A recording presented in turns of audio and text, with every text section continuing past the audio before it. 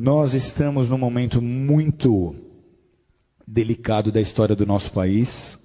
Talvez não haja em nossa história um momento tão preocupante como esse aqui.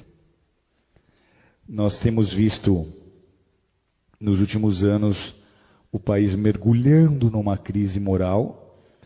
É uma crise financeira, é uma crise política, mas antes de qualquer coisa, ela é uma crise moral. Você que fez o módulo História da Igreja comigo, você já tem mais fundamento e mais discernimento, porque eu te trouxe informações das raízes da maioria dos partidos de esquerda. Eu não consigo entender líderes evangélicos que se dizem marxistas ou socialistas. Por quê? Eu já contei essa história aqui inúmeras vezes. Eu sou descendente de russos e polacos que fugiram da Revolução Comunista em 1917. O meu avô chegou aqui no Brasil 2 anos antes. Meu bisavô, já crente, correu de lá. Por quê? Porque essa revolução, ela implantou o comunismo em muitas nações, como Polônia, como Ucrânia, como Romênia, entre muitas outras, e simplesmente eliminou, extirpou, extinguiu as religiões onde quer que essas nações estejam sendo dominadas. Eles prenderam pastores e eles mandaram pastores para Sibéria para morrer de frio, para serem torturados e morrerem congelados.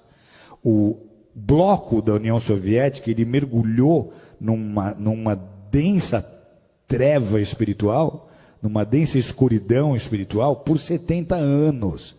Você chega na Rússia hoje e tenta pregar o evangelho, as pessoas não têm ideia nem de que seja Jesus. E essa filosofia é a filosofia que move todos os partidos de esquerda. Os ideais desses partidos são os mesmos ideais de Karl Marx, são os mesmos ideais de Engels. Na loucura das suas ideias revolucionárias, eles começaram a pregar e a ensinar que a desigualdade social que eles deveriam combater começa na família. Eles começaram a dizer que antigamente, se você lê a literatura que fundamenta as ideias desses partidos, eles começaram a pregar que a desigualdade social, ela começa na família, porque lá atrás, segundo eles, quando nós viemos dos macacos, não havia marido e mulher. Todo homem era de toda mulher era de todo homem, e os filhos não eram de ninguém, os filhos eram de todos, como os animais. E todos dividiam e compartilham tudo aquilo que eles tinham. E aí alguns mais espertos resolveram plantar em maior quantidade, ter um gado em maior quantidade para ter uma maior provisão, e para isso eles precisavam de gente trabalhando, e aí eles começaram a tomar mulheres para eles, gerar filhos para colocar como escravo no trabalho. Então eles dizem, a família é a culpada da desigualdade social, e essa é, queira você acreditar nisso ou não, a raiz que movimenta tantas ideias e tantos projetos de lei que tentam sendo aprovados, tentam se aprovar no Brasil, com a intenção de destruir a família tradicional, de destruir a família modelo judaico-cristã. Esses são os partidos, amados, que estão imputando na educação as cartilhas de gênero sexual, como nós temos vendo, de ideologia de gênero.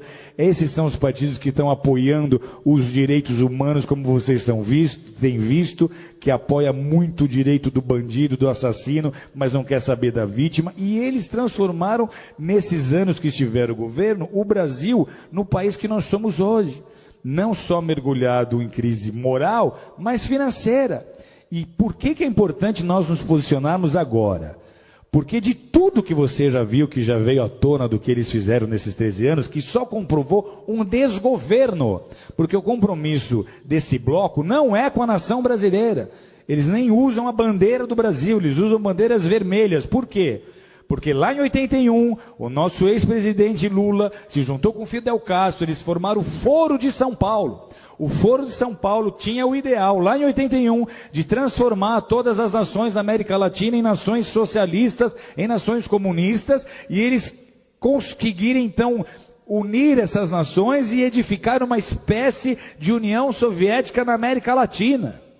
Parecia uma ideia utópica, só que olha a que ponto eles chegaram. Então, para esses grupos e para essas lideranças, o objetivo é transformar o Brasil em parte de um Estado maior, essa América Latina comunista. Eles querem que em todas as nações da nossa América do Sul, da nossa América Central, ocorra o que está acontecendo hoje na Venezuela.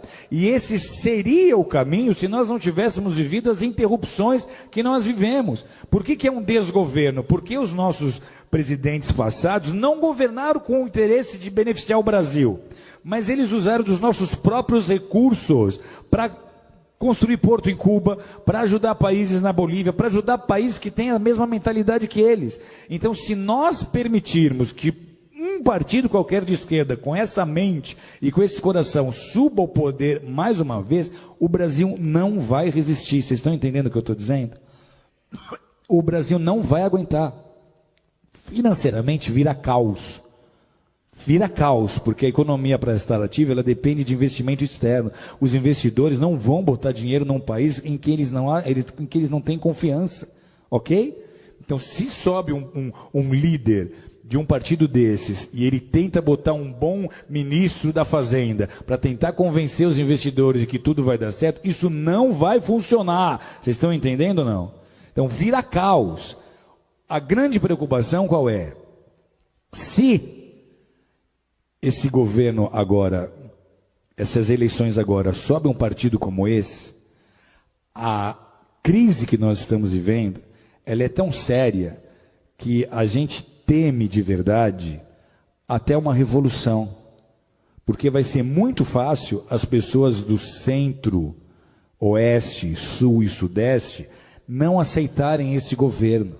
Vai ser muito fácil nós começarmos a ver manifestações políticas sérias. Vai ser muito fácil a população começar a exigir uma intervenção militar. Uma intervenção militar era um assunto nem cogitado em rodas de bar há 2, 3 anos atrás, mas hoje está se tornando um assunto em pauta, porque se nada acontecer, amados, alguém aqui conhece alguém que morou na Venezuela, que veio da Venezuela? A Venezuela, até muito pouco tempo atrás, era um país próspero. Eles têm petróleo. Sabe o que falta hoje na Venezuela? Falta papel higiênico.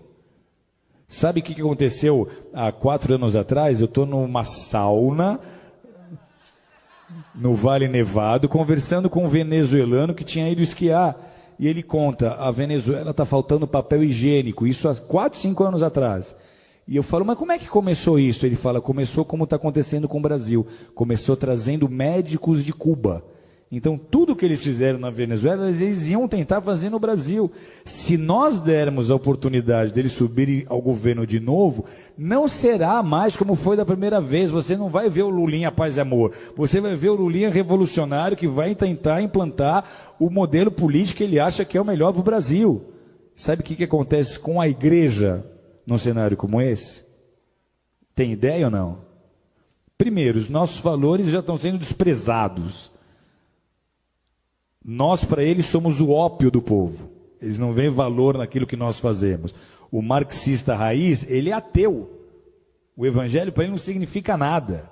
Ok? Então, para a igreja, esse é o pior cenário possível. Deus está no controle, sempre esteve e sempre estará. Mas a gente transforma uma nação com oração e com consciência na hora de votar.